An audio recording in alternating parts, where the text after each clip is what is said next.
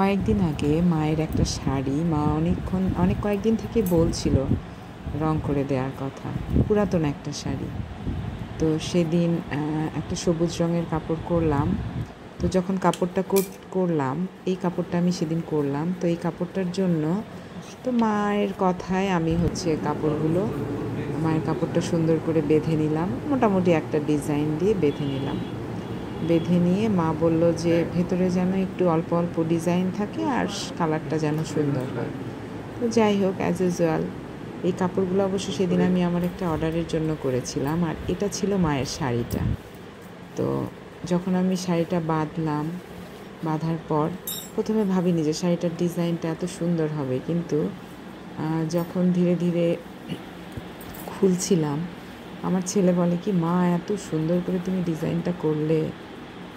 শাড়িটা আসলেই খুব সুন্দর ছিল, দেখে মনে হচ্ছিল না যে শাড়িটা পুরাতন, এবং অনেক দিন থেকেই মা বলছিল।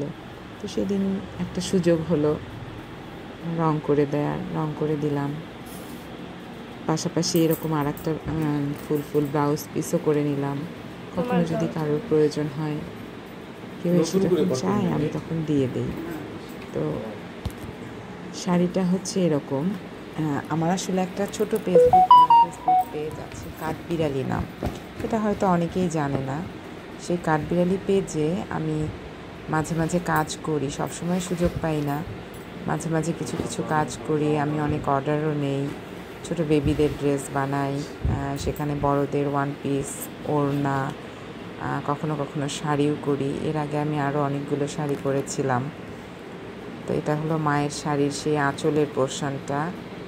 আঁচলটা অনেক সুন্দর হয়েছিল, গোল গোল একটা সাইড দিয়ে এই যে একটা রাউন্ড হয়ে গিয়েছে। তারপরে ধীরে ধীরে এই যে আঁচলের পর এই যে কুচির অংশটা, মানে বডির অংশটা, এটা অবশ্য ভেজা অবস্থায় শাড়িটা এরকম দেখাচ্ছে। শুকানোর পর শাড়িটা আরও সুন্দর লাগছিল।